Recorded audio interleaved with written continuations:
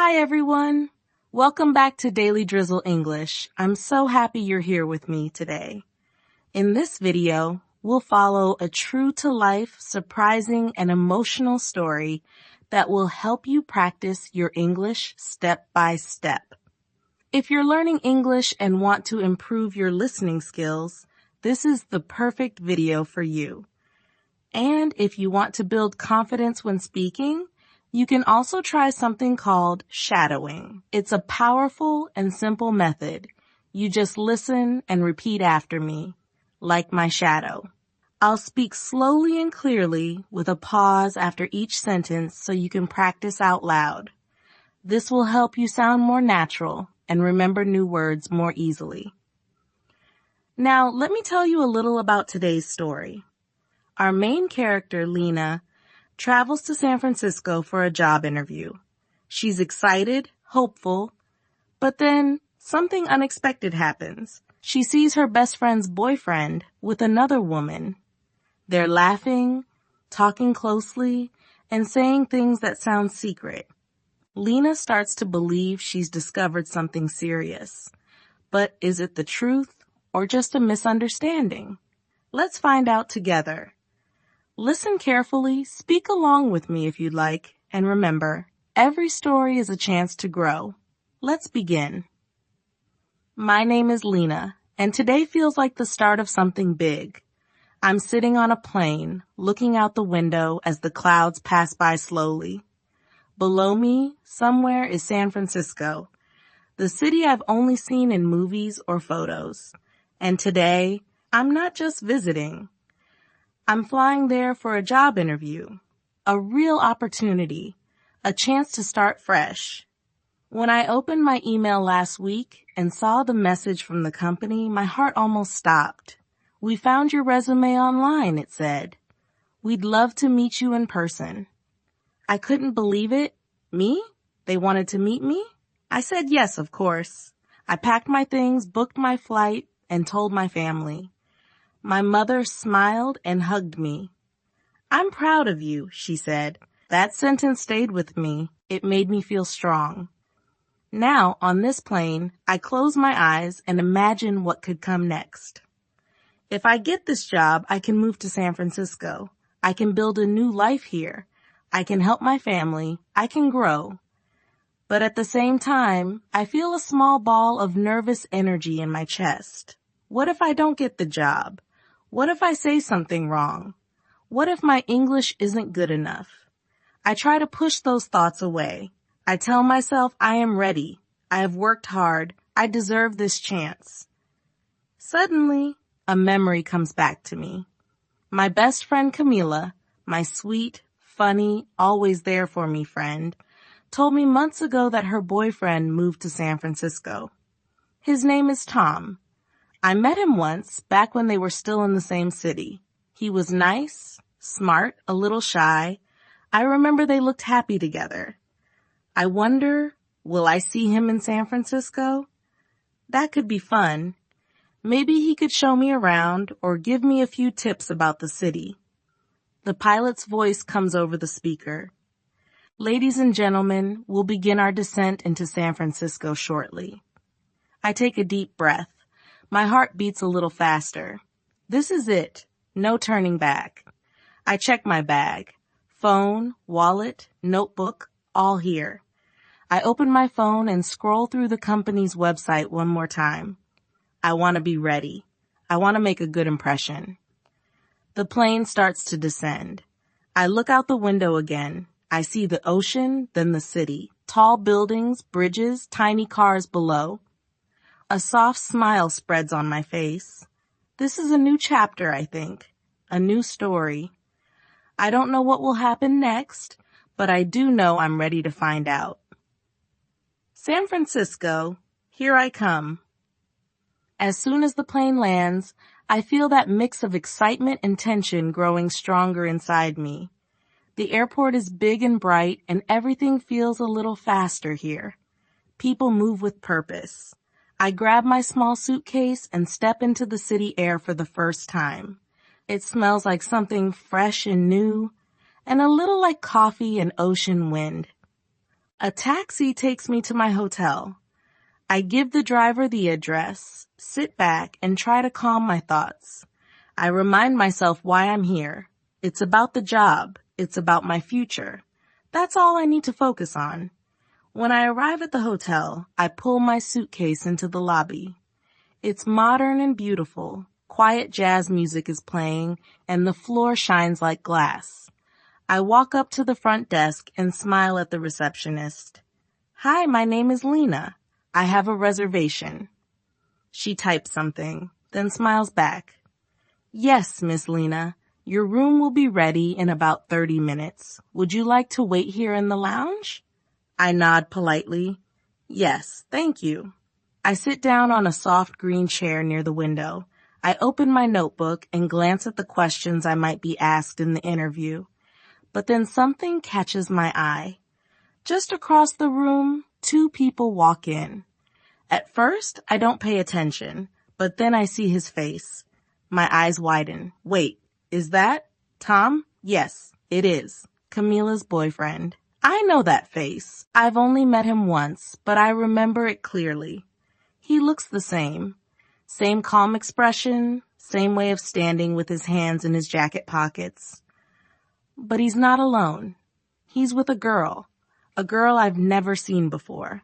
They're standing close together, talking, laughing. He leans in a little when she speaks, and she touches his arm gently when she laughs. Something about it feels too familiar, too warm. I feel a strange wave of discomfort wash over me. My heart beats faster. I think, where is Camila? Why is Tom here with this girl? I try to stay calm. Maybe it's nothing. Maybe she's just a friend. But then I hear something. I'm not trying to eavesdrop, but they're only a few meters away. The girl says softly, "Let's not tell her yet." And Tom nods. "Yeah, it's better this way." Not tell who. I blink. My hands suddenly feel cold. They're hiding something. They're talking about someone. My stomach turns. Could it be Camila? Are they keeping a secret from her?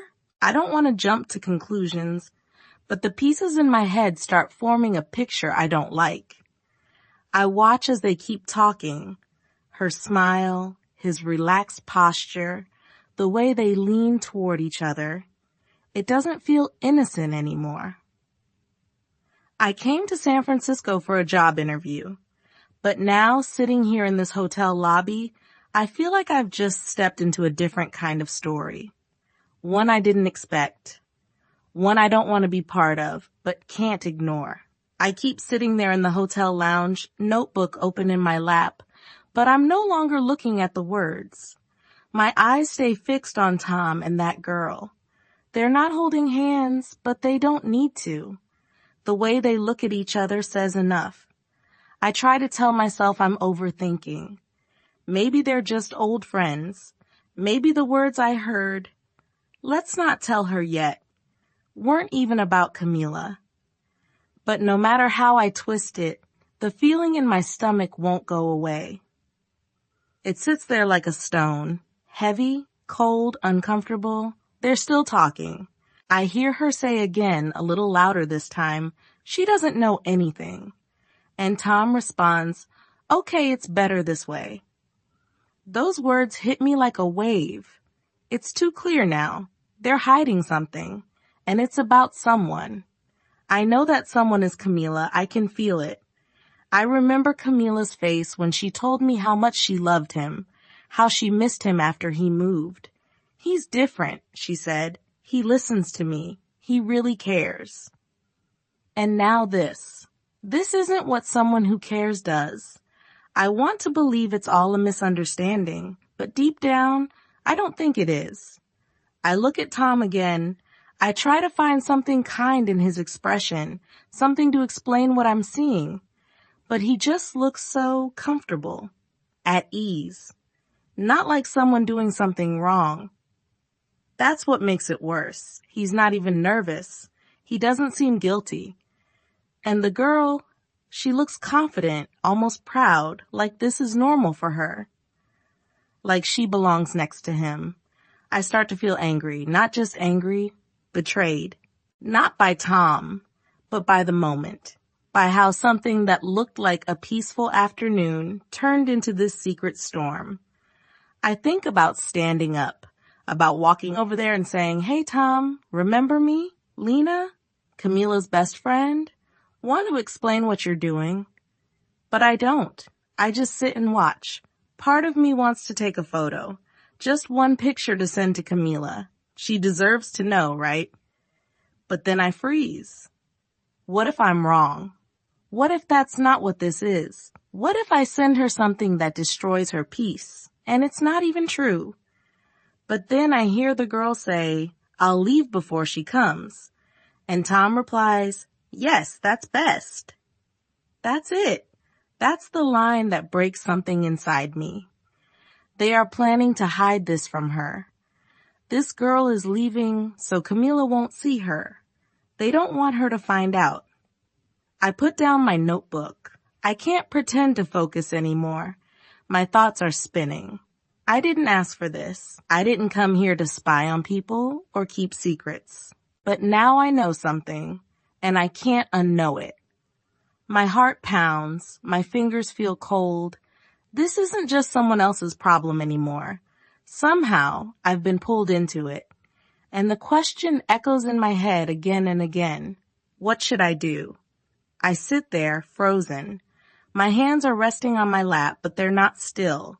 My fingers keep moving, tapping, curling, shaking a little.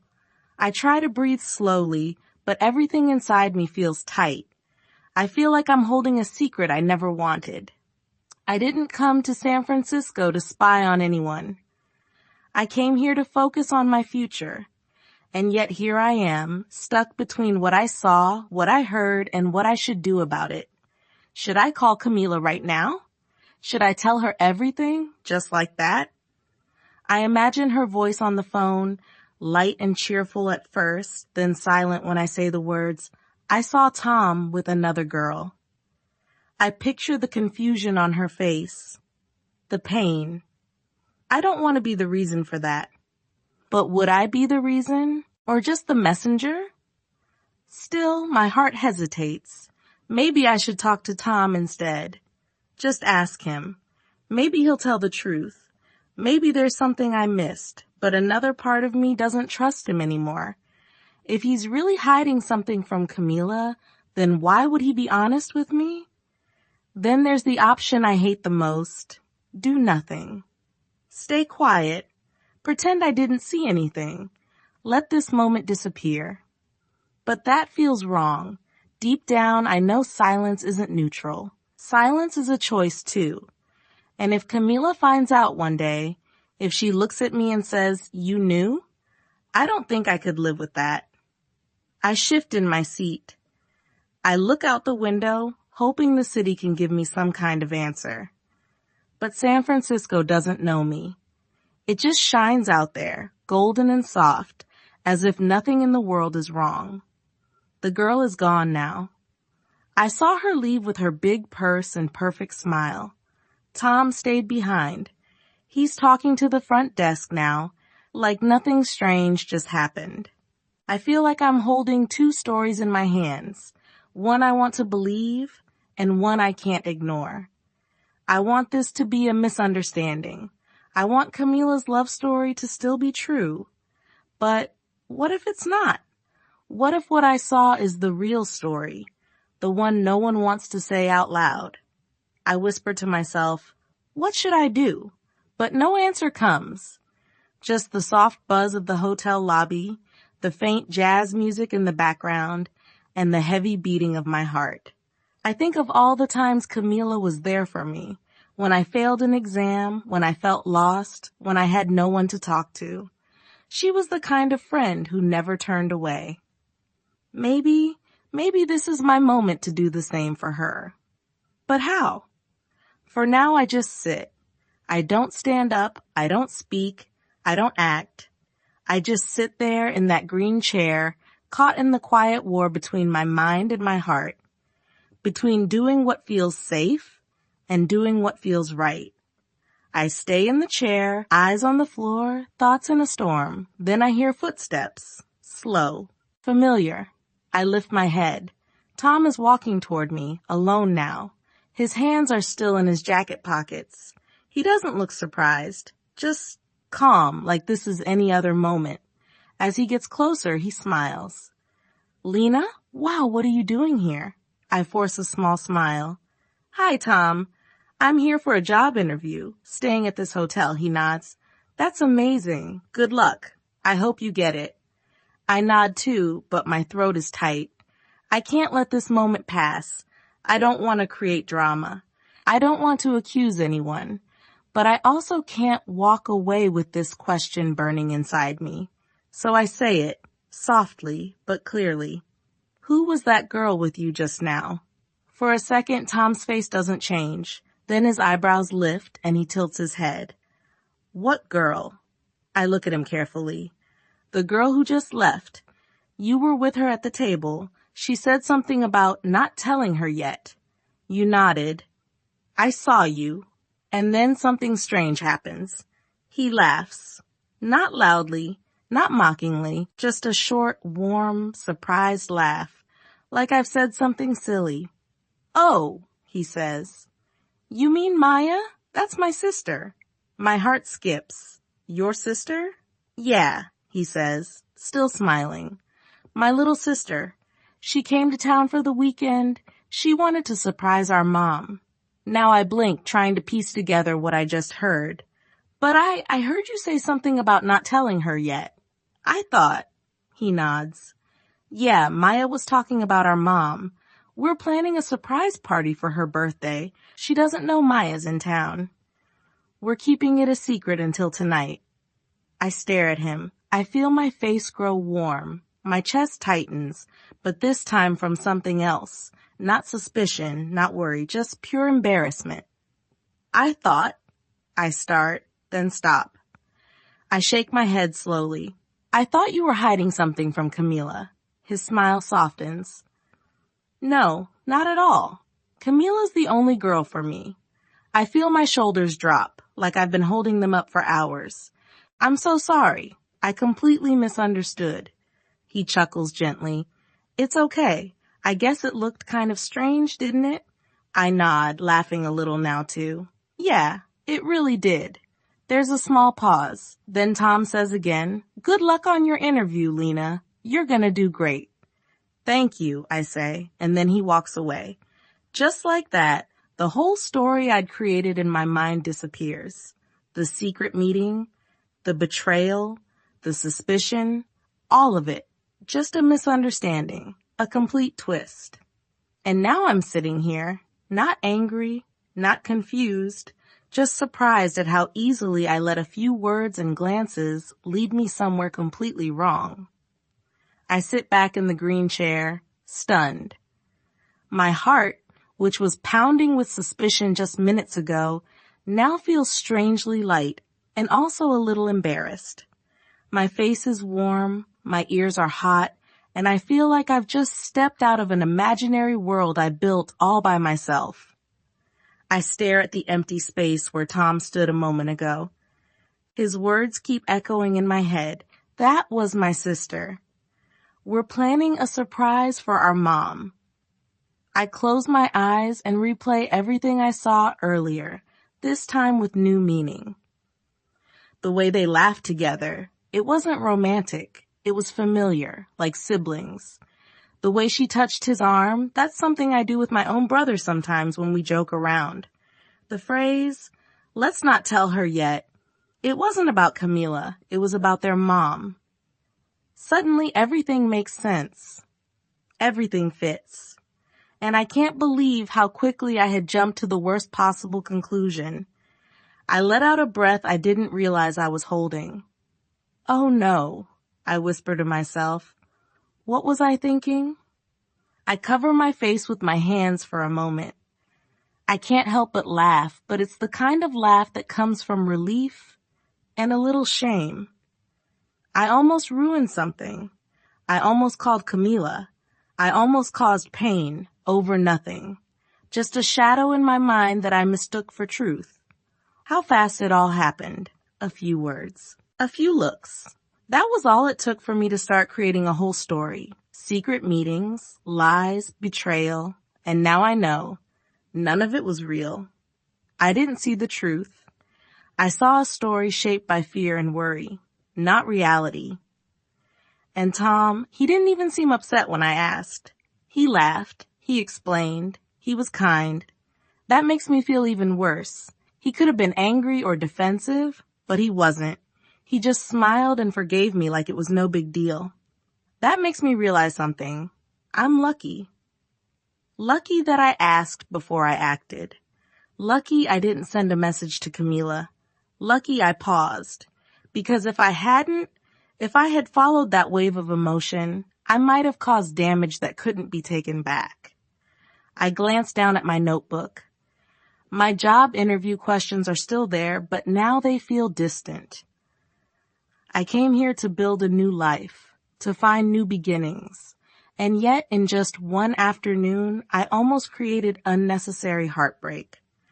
All because I didn't know the full story. I shake my head gently and whisper to myself, next time, Lena, slow down, ask, don't assume. And in that quiet moment, surrounded by strangers and the soft hum of hotel music, I feel something shift inside me. A lesson I didn't expect, a twist I didn't see coming, but maybe one I needed. The moment Tom walks away, the silence around me feels heavier than before. I sit still, staring down at my hands, not knowing whether to laugh again or hide under the chair. What just happened? I feel like I've been caught in a storm that existed only in my mind. The fear, the anger, the drama, none of it was real. But the feelings? Oh, they were very real. A few minutes ago, I was ready to expose a betrayal. I was ready to protect my best friend.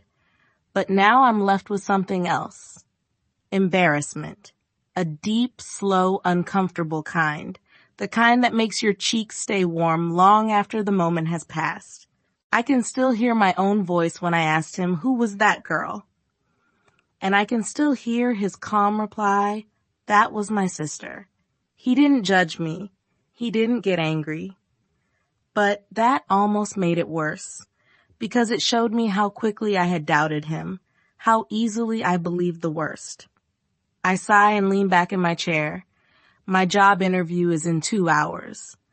I should be reviewing my notes, checking my outfit, focusing. But I can't. My mind keeps going back to everything I imagined. How fast I made the situation about betrayal and secrets. Why did I do that? Why did I believe a few words, a few smiles were enough to rewrite someone's love story? It's not just about Tom. It's about me. About how easy it is to fall into the trap of assumptions. I wanted to be a good friend. I wanted to protect Camila. But now I realize that good intentions aren't enough. They need to be guided by truth. Not fear, not guesses, not half-heard conversations in a hotel lobby. I remember Camila's voice in my last call with her. I miss him, but I trust him. He's the most honest person I know. I almost laughed when she said it, and yet she was right. I was the one who saw the picture wrong. I open my phone and stare at her contact. My fingers hover over the message button. I almost called her earlier. I almost changed her whole day. Maybe even her relationship. Just because I didn't wait long enough to understand. And that realization leaves me quiet, a little smaller than before, but also clearer. I'm grateful I asked. I'm grateful I didn't act too fast, but I still feel the weight of the mistake I nearly made. I whisper to myself, next time, Lena, take a breath. Take a step back. Let the truth arrive before you do. In this strange pause between 2 parts of my day, between the shock and the job interview, I learned something unexpected. Sometimes the biggest lessons come not from what we do, but from what we almost do. From the mistakes we catch just in time, and from the quiet that follows. I sit in the hotel lounge for a little while longer, just breathing. My notebook is still open in my lap, but I'm not looking at the questions anymore. Something more important is happening inside me. Something quieter, but deeper. I keep replaying everything that just happened, and I realize this wasn't just a misunderstanding. It was a mirror. A mirror showing me how fast the mind can create stories when it doesn't have all the facts, and how easily those stories can become truth if we don't stop to question them. It started with a few harmless things: laughter, a soft voice, two people sitting close. Then came a phrase, "Let's not tell her yet." My heart jumped. My thoughts filled in the blanks. And just like that, a simple moment turned into a complicated story. A sad one, a wrong one. But it wasn't just about Tom, or Camila, or a surprise party. It was about how I let my thoughts race ahead of the facts, about how I listened, but only partway, about how easy it is to believe we know something when really we're just guessing. I think about learning English and how this exact thing happens all the time. We hear a new word and we assume what it means. We read a sentence and believe we understand it, but later we find out we were wrong. And in that moment, we feel embarrassed, just like I feel now. But also in that moment, we grow. Mistakes aren't just moments to feel bad about. They're openings, windows into deeper understanding. I've made mistakes before, in English, in life, but this one feels different because it shows me how powerful assumptions can be, how one small misunderstanding can lead to a chain reaction of worry, fear, and even false action. And more than that, it shows me how important it is to pause, to listen fully, to ask gently before making decisions that affect others. This time, I got lucky. I asked before acting. But what if I hadn't? What if I had messaged Camila with half a story? What if I had caused her pain just because I didn't wait long enough to hear the full truth? I close my notebook. I look around the lobby again. It's still the same, calm, warm, quiet. But inside me, something has changed. I've learned something important, and not just about love or trust, but about how I see the world, how I interpret things, and how important it is to check my own thoughts before I turn them into beliefs. From now on, I want to approach life like I approach learning English, with patience, with curiosity, and with the understanding that it's okay to be wrong, as long as I'm willing to learn.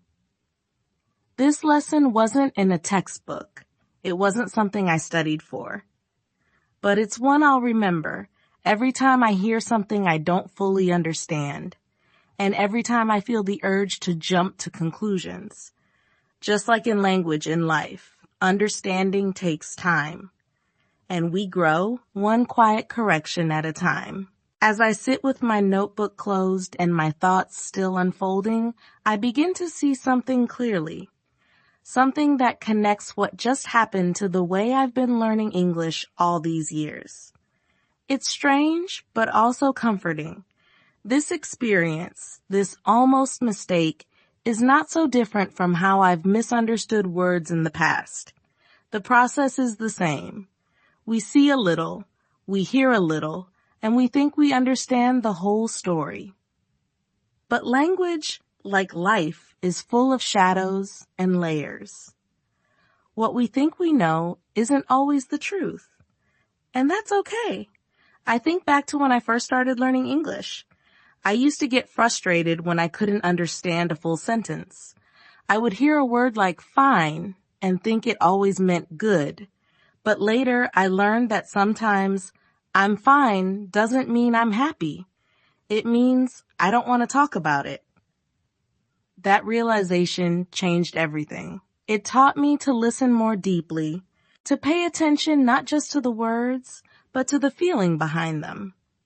That's exactly what happened with Tom. I listened, but only to the surface. I heard, "Don't tell her yet," and immediately thought the worst. I didn't stop to ask, Who is her? I didn't pause to wonder what else might be true. Just like with English, I took the first meaning my brain offered and believed it, without checking, without slowing down. But here's the truth. When we jump to conclusions, whether in English or in life, we miss the richness. We miss the chance to really understand. That's why mistakes are so important. They show us where we need to slow down. They shine a light on the parts we haven't mastered yet, not to make us feel small, but to invite us to grow. Every time I misunderstood a phrase or used the wrong word, I felt a little embarrassed. But I also learned. Slowly, over time, I started seeing language differently. Not as something I had to get right, but as something I had to live with, explore, and be gentle with. Just like I need to be gentle with myself. Today reminded me that the same thing is true outside the classroom. In real life, we need to give space for the full story to unfold. We need to ask questions without fear. We need to admit we might not know everything and be okay with that. Because the truth is, fluency is not just about speaking without mistakes. It's about listening with care, pausing before reacting, being curious instead of judgmental. That's real fluency, not just in English, but in the way we live. So today, as I sit here, one mistake lighter and one lesson wiser, I realize that learning English and learning how to live well are more connected than I thought. Both require patience, both require practice, and both require the courage to say, maybe I was wrong, but now I understand better. The sunlight coming through the hotel windows is softer now, warmer. I glance at the time. My interview is starting soon. I stand up, smooth my clothes, and take a deep breath. But before I head to the elevator, I pause for just one more moment. There's a quiet clarity in me now, something I didn't have when I walked into this building earlier today. This trip wasn't just about getting a new job or exploring a new city. Without planning it, I received something much deeper, a reminder of how important it is to slow down, to ask, to wait, to listen with full presence before acting. This morning, I was excited and a little nervous, full of hope for the future. By midday, I was ready to accuse someone of something serious, based only on what I thought I saw. And now, after one conversation and one honest explanation, I feel both humbled and grateful. Humbled because I see how quickly our thoughts can build entire stories from incomplete information. Grateful because I didn't act too quickly. I asked. I waited. And because of that, I didn't hurt someone I care about. That's something I'll carry with me, not just today, but into every new chapter ahead. In English, when we learn something new, we often repeat it slowly, carefully. We give it space. We allow ourselves time to absorb it. Life, I realize now, works the same way. Understanding doesn't always come fast. Sometimes the most important truth is the one you learn just after you almost made a mistake. I walk toward the elevator now, notebook in hand, but heart a little lighter. Whatever happens in this interview, I already feel like I've grown. Yes, I want the job. Yes, I want to live here. But no matter the result, this city has already given me something. A lesson in kindness, in clarity, in courage. And it all began with one unexpected moment in a hotel lobby. As I wait for the elevator doors to open, I remind myself, from now on, I will live and listen with more care. I will give people the benefit of the doubt. I will pause before assuming. I will check the full picture before building a story in my head. Because that's what we all deserve, isn't it? A chance to be understood. A moment of grace. The doors open. I step inside, my reflection staring back at me from the mirrored walls. I smile softly. "You're doing okay," I whisper. "Just keep walking forward, one honest step at a time." And as the elevator rises, so does something inside me. Quiet confidence, deeper trust, and the belief that even our mistakes can become part of something beautiful, if we let them.